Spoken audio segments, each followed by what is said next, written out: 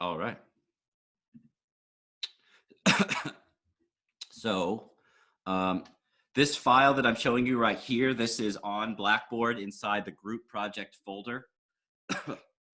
um, this is kind of an amended, there was an old instruction form pre-quarantine, but now that we have quarantine, I'm going to give you a more simplified set of instructions. I mean, the main difference obviously is that for our group projects now, we are no longer going to be doing a live poster presentation in Fraser Hall or wherever it was, the Union, wherever it was originally going to be, wherever the poster presentations were going to be. Instead, we're going to do it over Blackboard in a discussion forum, and I'll tell you more about that in a second. All the instructions, the main points that I care about you knowing are in this document. This document is in the group project folder. Usually when I upload something new, it goes to the bottom of the folder. So go to the group project folder. Probably at the bottom is where you'll see Rosenthal GP PowerPoint, Rosenthal group project PowerPoint, which has the exact things that I'm showing you here. I'll show you, I noticed down here it says Rosenthal templates are in a folder. So there's a folder called Constructing, Presenting, and Evaluating Posters. I put 3 or maybe 4, I think 3 posters that I have used before at previous professional conferences, presenting my own research. And my suggestion for you is that you use those as templates. You erase all the words that I have placed in there, and you're going to replace it with your own words and you'll erase my graphs and erase my title, erase my name, and you'll just put in your own information and your own graphs and your own title and your own names. So you'll just basically steal my template. You'll use my template and fill it in with your own information. I'll show you a little bit more about some of those templates here in a second. I'll actually show you one and kind of go through it here in a second. First, I want to tell you about the essential sections. So you need to have 4 sections in your poster. An introduction, we've already kind of done this in the proposal. You've basically explained the importance of your study. You've kind of explained like why the question is a reasonable question. You've explained why you're interested in the question a little bit. And if you want to, you can now add a little bit more. For instance, if there are relevant scientific theories that you're aware of, which are relevant to the question that you're asking, it would be great to include those. Or if there are relevant scientific findings that you're aware of. You can also talk about this in the intro. It kind of strengthens the justification for your project if there's some type of scientific theory or finding that you can include in the introduction. You definitely want to make it clear that what your variables and hypotheses are by the end of your hypothesis. By the end of your introduction, the reader, the person viewing your poster, should have kind of an idea of what's coming as you're going to talk about the rest of your sections. You're kind of setting the stage for the methods, results, and discussion sections, which are coming later. The introduction, setting the stage. An important part of that is making it clear what your variables are and what your hypotheses are. In the method section, you will state the exact number of participants you used. I want to point out that some groups we cut participants. I think there's 1 or 2 groups that we did this with. You cut participants because some of the participants provided as an answer like they don't know. And so instead of counting those people's scores, we just kicked them out of the study, or didn't use their data. And so if you didn't use your data, your number of participants will be less than the other groups, just fine. That's a pretty normal thing to do. But you do need to include the exact number of participants you use. I think it was 200 something, if I'm remembering, for most groups, 200 something participants, if I'm remembering off the top of my head. You can get that from SPSS, the original data file that we used in class and that you should still have access to. You did not actually collect the data. You were actually the participants. But go ahead and pretend when you're talking about your method section that you were like you were actually the data collector. You can say, data were collected on statistics students classes at University of Kansas, spring 2020. You can kind of elaborate. You can kind of make some details up if you want to kind of fill up space. It's a situation where you can kind of be creative here. Try and kind of be truthful based on what you understand about how the data were collected. We used you guys. But you can also kind of elaborate to fill up some space in the method, kind of make up some details. The results section, be very clear. It should be very clear what the variables are in the results section. You hint at it here in the introduction, but you'll very explicitly say what your variables are in the results section. And you'll need to explicitly say what analysis was conducted. It's either, I think for everyone, it's either a correlational analysis or a t-test. I don't think anyone's doing an ANOVA, but if some groups are doing a one-way ANOVA, then you need to tell me about that too. I'm pretty sure no one is doing an ANOVA. For correlational studies, you'll need an R value, P value, and scatter plot. I know we've already mentioned that. For people that are doing a t-test, you'll need to include either your t value or f value, your degrees of freedom, condition means, so the means of each condition, and the standard deviation of each condition. Actually, I forgot to include this, so I'm going to add it right now. And p value, that's important, and the p value. So I'll update this on Blackboard here in a second. So people that are doing t-tests or f-test, ANOVAs, t-test or ANOVA, comparing means, I'll need the t or f value, depending on whether you're doing a t-test or the ANOVA, the f-test. I'll need your degrees of freedom. I'll need the means of each condition, the standard deviation of each condition, and the p-value. All of this stuff should be in the SPSS output that you had. If there is a group that has 3 or more conditions, which I don't think there are, but there might be, it's possible. I request that you include a graph. So for most groups, you're going to be allowed to just write down the number. This is the mean for condition 1. This is the mean for condition 2. This is standard deviation for condition 1, standard deviation of condition 2. If you are a group that has 3 or more conditions, then a graph must be included. And if that does apply to anyone, then you will get some bonus points for having a graph. Basically, graphs are optional for most groups, but if you include a graph, it can only help your grade. If you have a bad graph or whatever, it's not going to hurt your grade. But if you include a solid graph, then that will be taken into consideration and it will improve your grade. So it can't hurt, but it will only improve. But if you have 3 or more conditions, I at least want you to try doing the graph. And I really like making graphs in Microsoft Excel. I've done it many times and I'm pretty good at it.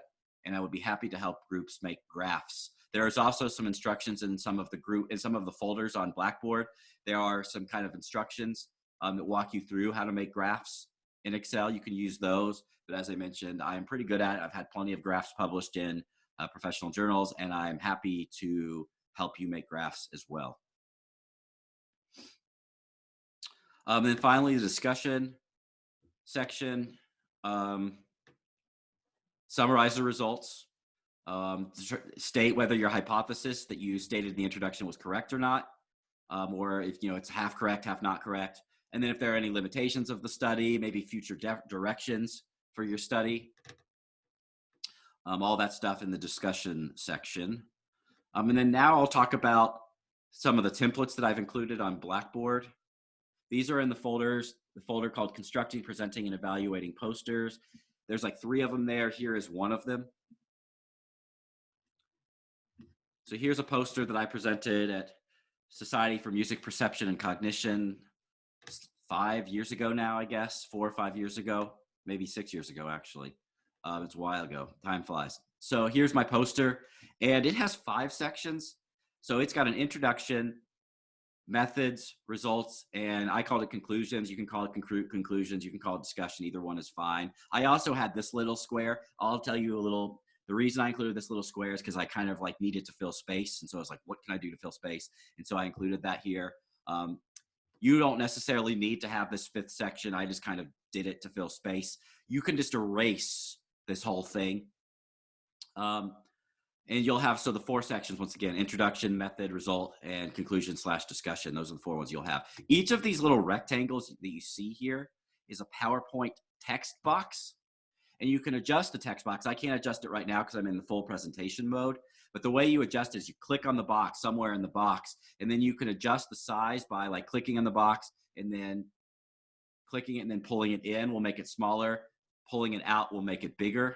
So these are pretty big text boxes. So for instance, what I would suggest for you guys is that you erase this box down here, erase all this stuff. And then you take this introduction box and you'll spread it down here so it fills the space that was covered here. And so your introduction will be this left column. Your methods will be right here. You can have your results up here and your conclusions down here. That would be a way to do this. But you can kind of adjust it. You'll literally have this exact PowerPoint file in Blackboard if you want. There's two others you can choose from if you don't like this one for whatever reasons. Basically, erase the words, erase the figures, move around the text boxes to your liking. You can adjust things, erase the title. You probably should erase where it says University of Nevada, Las Vegas, erase my name, obviously fill it in with the correct information. And a couple more little hints or suggestions, especially for the introduction.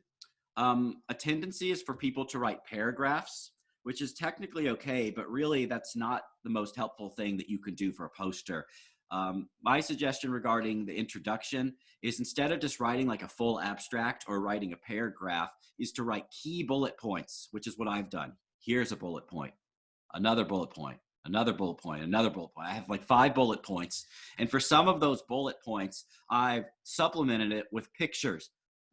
And this is good. Instead of having a whole bunch of text in the people, and just like people have to read a whole bunch, like a paragraph, it's nice is if you can have short little bullet points and then pictures. Pictures can usually tell more information more quickly than a person having to read a description. So if you can include pictures, visual aids, that's usually better than writing a bunch of words. Use a picture where you can instead of words if possible. The reason why that's helpful is because we're not giving live presentations, we're going to be just doing things in a discussion forum where you're going to post your poster and then you're going to write a script and write it. You'll type it out and then you'll post your script. But if you were actually giving a live speech, a live presentation, usually what you'll do is you'll kind of explain the poster and you'll be pointing to certain things. So you would say listeners form I said listeners form expectations for future pitches while listening to music. And then I would explain this figure. And this figure helps me to explain this claim about listeners form expectations for future pitches while listening to music. That's what this is a famous study from the 80s that I explain. And so you don't have to write out the full explanation of this. If you're giving a full presentation, you just say, you'd point to this picture and then you would kind of explain what you would write about in your walkthrough, which I'll tell you more about the walkthrough in a second. So bullet points and pictures where you can. The pictures help to supplement the bullet points. You'll probably erase this box down here, your stimuli and methods, you're not going to really have stimuli, you're just going to have methods. It's definitely want to include the amount of participants you have. Restate what the variables are, if your variable is like a scale where people can say 1 through 7, tell us exactly what a 1 means, what a 2 means, what a 3 means, what the 1 through 7 scale means. Just give me information about your variables and what the different numbers, the different scores mean for your variables. A little tip I'll give you guys, I had pretty elaborate, this is a study that I ended up publishing, so it is an elaborate experiment with lots of stimuli and it had 3 factors, so there's a lot to write about in the stimuli and methods. One suggestion I have, because yours are not going to be as long and elaborate, is if you need to increase the font size, that's okay. Increase the font. My font's relatively small because I had a lot to write about. Use big fonts if you have to, and also space things out. They don't have to be all crammed together. Space things out as evenly as you possibly can. You're only going to have so much to write about. Allow things to breathe. A little bit of space around between bullet points is definitely okay. You don't have to fill every single inch with space, but you do want to fill things out evenly. You don't want, for instance, there to be a big blank spot down here because you crammed everything at the top. So notice how basically every all around the poster is filled with something, but there's also space in between those somethings. Allow things to breathe is okay. If you need to fill more space, increasing the font size is okay up to a point. Obviously, if the font size is huge, it's going to look a little bit weird. But use your judgment there, your aesthetic judgment. The results section is the most important section of your poster.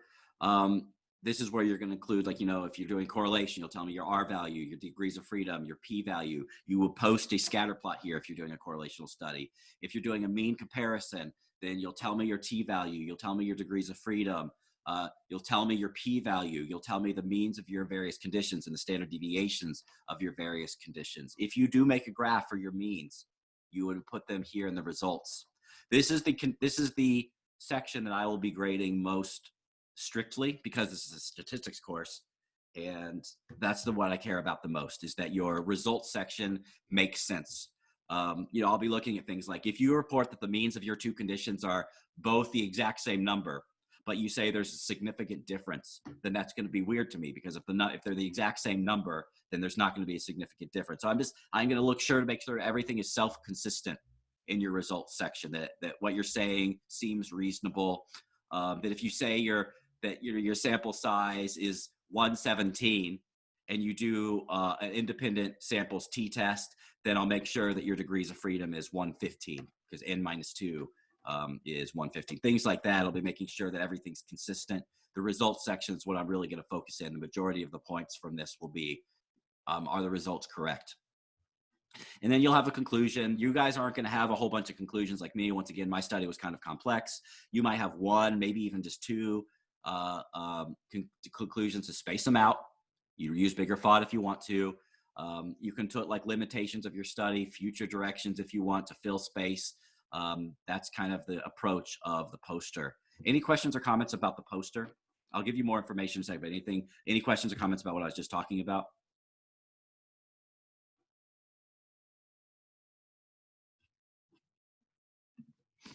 All right. Let's go back to the poster file if I have that somewhere. There we go.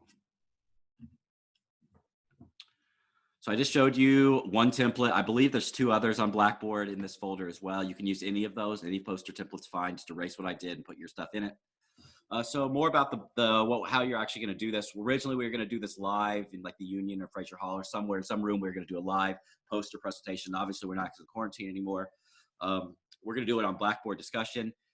I'll be giving more information next week as to how exactly I expect you to post your posters, but you will be posting your posters to a Blackboard discussion forum. You will also be posting a script, a 1 to 2 minute walkthrough. So basically, instead of giving the actual speech verbally, you're just going to type it out or write it. You type it out, your 1 to 2 minute, what you would say if you were giving a speech. Because you're not going to be actually giving the speech, I'm going to require at least one piece of information about your nonverbal behavior. So just one thing that you would be cognizant of if you were giving a oral presentation, a verbal presentation of this. I give an example here. If I said something like, my results did not support our hypothesis, and then my nonverbal behavior would be pointing to the scatter plot and when I say we did not find a significant correlation, I would like move my hand across the scatter plot horizontally. We talked about when you don't have if you have a correlation with no significant, there's no significant correlation, then it's kind of like a flat line. It's dead. And so I'd move my hand like a flat line across my scatter plot to illustrate to the viewer that my correlation is dead, or that there's a non-significant correlation. That's just one example of nonverbal behavior. I just want you to be, because you're not actually given a verbal presentation, I still want you to be at least cognizant of nonverbal cues, the types of things that you should be doing when you're giving a oral presentation, a verbal presentation. Lastly, there will be two types of evaluation forms that you need to fill out. Peer evaluation forms. This is where you're gonna on the Google form, you'll have from Monday through Friday of finals week. So all of finals week. During that time, you need to check out 4 other poster presentations from statistics classes from this semester, from this class and the 9 a.m. class. And there's an evaluation form, for a peer evaluations form in the evaluations form folder in the group projects link on Blackboard. And you're going to have to fill that out for 4 groups. There's slots for 6 groups. You only have to fill out 4. And basically, you're going to judge, or you're going to evaluate the quality of posters, and that you will get some points for just doing that. Completion points, basically, for looking at other posters and evaluating them with the evaluation form, which is given to you on Blackboard. Also, importantly, there's team member evaluations. There have been some people that have not who have not been really contributing as much as others. This is where you're going to let me know about that.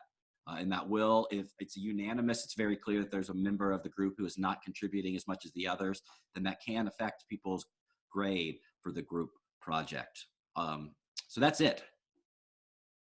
All this stuff will basically be due probably Friday of finals week, but I'll be flexible, maybe up to Sunday of finals week if someone has something that's kind of causing an issue with timing. I'm being kind of flexible with due dates right now anyway.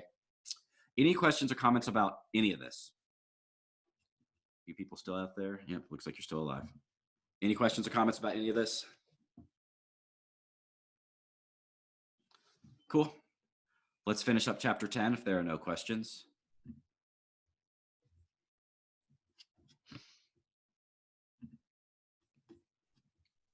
All right, chapter 10. We are doing independent samples t-test. And last class, I gave you this example of an independent samples t-test. And we calculated the whole thing by hand. Really, I was just doing it using formulas here. And let's just kind of remember what an independent samples t-test does. You have a between subjects factor, which means that we have a factor where participants contribute a score to only one condition. In contrast with a within subjects factor or a repeated measures factor, where a participant gives a score for all of the conditions. In a between subjects factor, a participant gives a score for one condition only.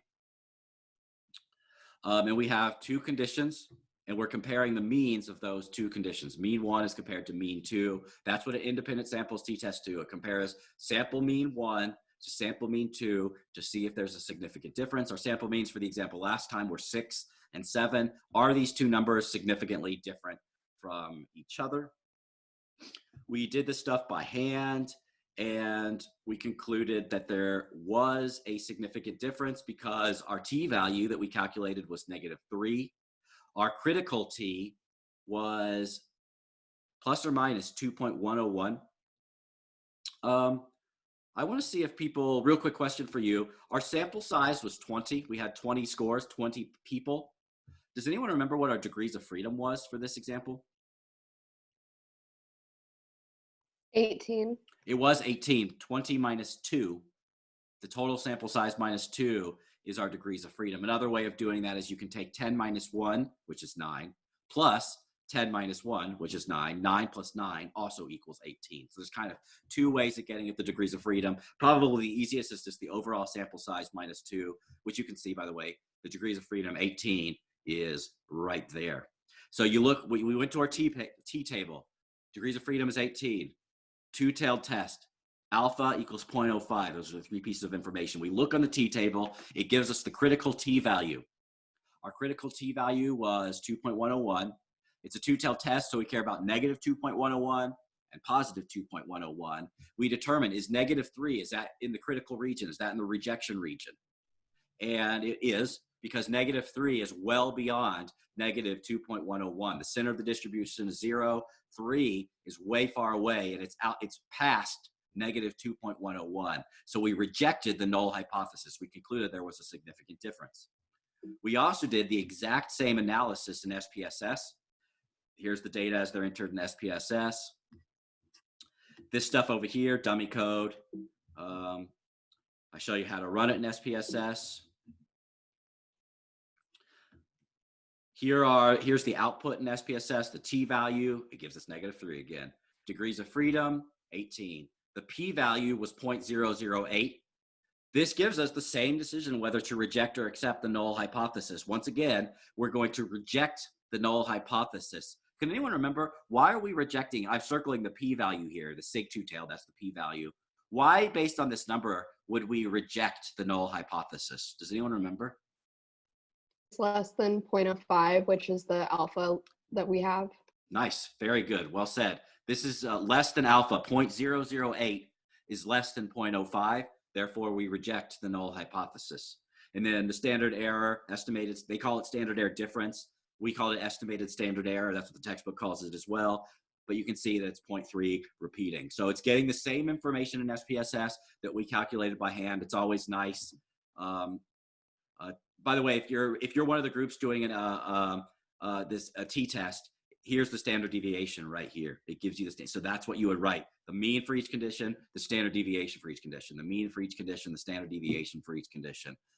So all the information you need is in this output right here. Any questions or comments about calculating this t-test by hand or in SPSS?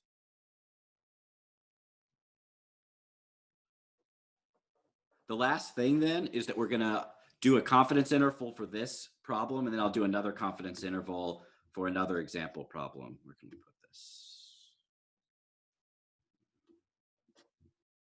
Guess that's it. Okay, so 95% confidence interval for this problem. Couple things. Our null hypothesis, which I mentioned last time, for any independent samples t-test, the null hypothesis will always be this. If there's no effect, if there's no difference between the two conditions, then if we take the mean of condition 1 minus the mean of condition 2, it's going to equal something close to 0. If there's no difference between our two conditions, then we subtract the mean of one condition from the other. We should get close to 0. So our null hypothesis basically is the two conditions subtract to 0. Mu1 minus mu2 equals 0. We're going to make a confidence interval centered around the mean difference, M1 minus M2. This is analogous to what we've done before. We've done confidence intervals in chapter 8 and 9. And when we did confidence intervals, we were always centering them around a sample mean. When we're doing regular hypothesis testing, the center of our distribution is a population mean. When we're doing confidence intervals, the center of our distribution is a sample mean. For the independent samples t-test, we have two sample means. And so the center of our confidence interval is going to be this difference between them, M1 minus M2.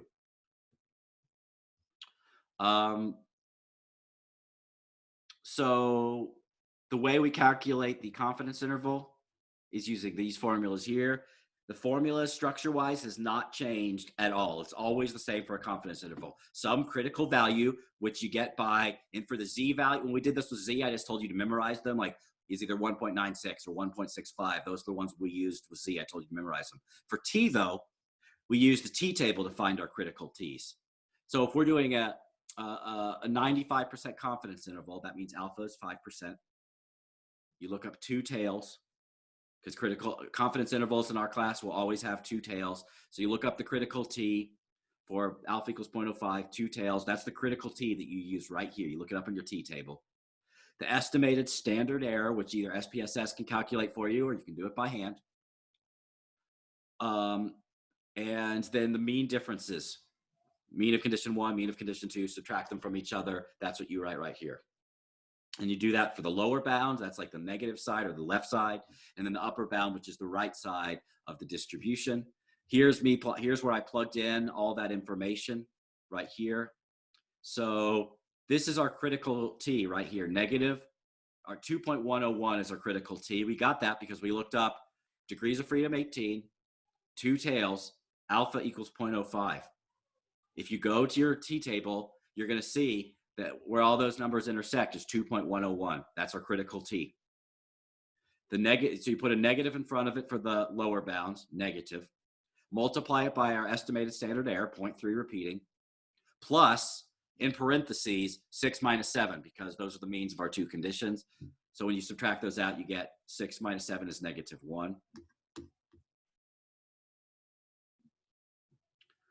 And that equals negative 1.7003.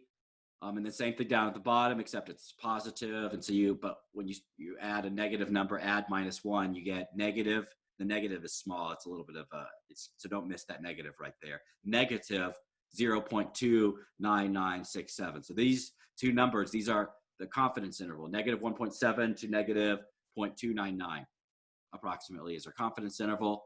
The question we ask with the confidence interval is 0 in the confidence interval or not? If 0 is outside of the confidence interval, then we reject the null hypothesis.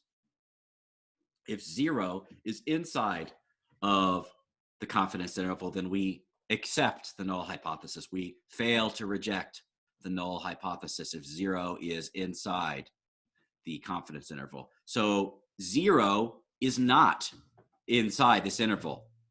There's no 0 inside in between those two numbers there. And so we would reject the null hypothesis, which this makes sense.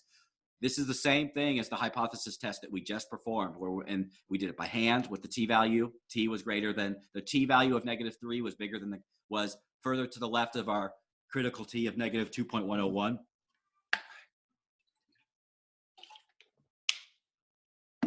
So we rejected the null hypothesis. In SPSS, our p-value was less than alpha, so we rejected the null hypothesis. Here we're doing the confidence interval method. 0 is not in our confidence interval. So just like we did when we did the same hypothesis test using those two other methods, we still get the same answer: reject the null hypothesis. You should always, for all these three methods, they're mathematically identical. We should get the same exact decision whether to accept or reject the null hypothesis, whether we're doing the traditional hypothesis test method, whether we're doing it in SPSS, or whether we're doing the confidence interval method like we are doing here. They should always give the same answer. In this case, reject the null hypothesis. Questions or comments about this confidence interval? One more example, then we'll call it a day. Oops.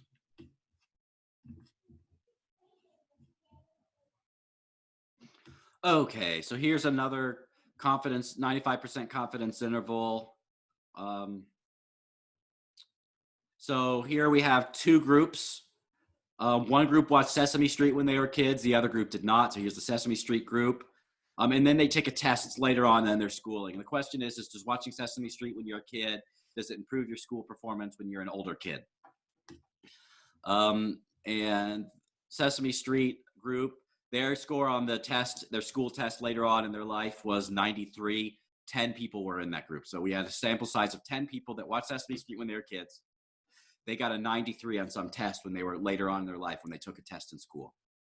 And then the people in the no Sesame Street group, these are people that did not watch Sesame Street when they were kids.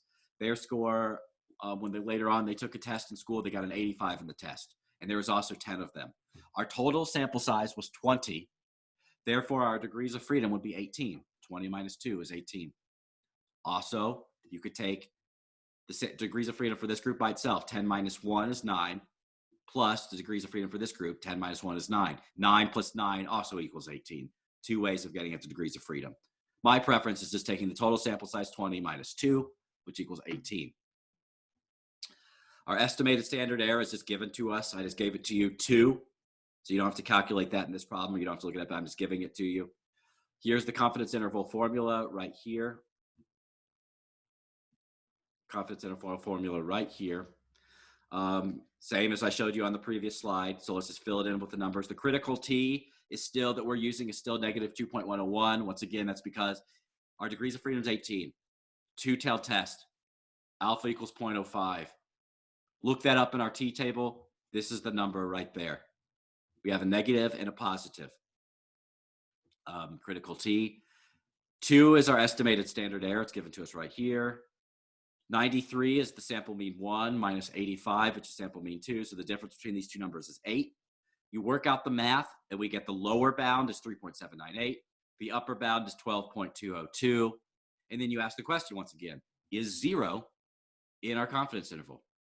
The answer is no, it is not. And I also have that shown visually here. Here's the confidence interval with those same two numbers, 3.798. That's the lower bound. The upper bound is 12.202 right here. The middle is 8. That number 8 represents the difference. 93 minus 85 equals 8. So this number represents the difference between the two means. And the question you have is, does the null hypothesis, remember the null hypothesis says there's no effect, then the difference between these two means should be 0. We made a confidence interval centered around 8, which was the mean difference that we observed, 93 minus 85. If the confidence interval does not include 0, which it doesn't, we reject the null hypothesis. That is, we conclude that the sample mean is different than the population mean. The sample mean difference of 8 is different than the population mean, which is assumed to be 0. The difference between the two means would be 0 if the null hypothesis were true. So 8 is significantly different than 0, according to this, because 0 is not included in the confidence interval. If 0 was inside this confidence interval, then we'd accept the null hypothesis. That is, fail to reject the null hypothesis. So that's all I have planned to talk about today. I think I do have a meeting with one person at 10:45, or right after class. So that student stick around if they're here. But first, if anyone does have questions or comments, things that they want to talk about, feel free to ask right now. And then I will see you guys later. And I will be sending emails about more information about your group projects and talking about it more next week. I have a couple of questions about the group project. Yeah, well, go ahead. First of all, with accessing the data, my group for some reason is still having trouble doing that. We were able to complete our proposal because we had at some point, some way when we were in class, access the data. You don't actually need the data for the proposal, but yeah, go ahead. Yeah, well, to find the mean and the standard deviation, You don't need that. You didn't need that for the proposal though. So if you include it, it's not going to hurt you, but the proposal is pretending that you haven't actually done that analysis yet. So you don't actually need to. But if you're missing the p-value, is that what you're saying? Well, yeah, I'm missing, The standard deviation and stuff. yeah, Yes. I'm like doing the whole, we need to be able to access the data to make sure we're accessing the right data in order to do, just the whole independent samples t-test. So we'll set up a Zoom meeting is what we should do. Yeah, that's what I was going to suggest. Well, I'm recording this, so I'm going to stop recording. I don't think.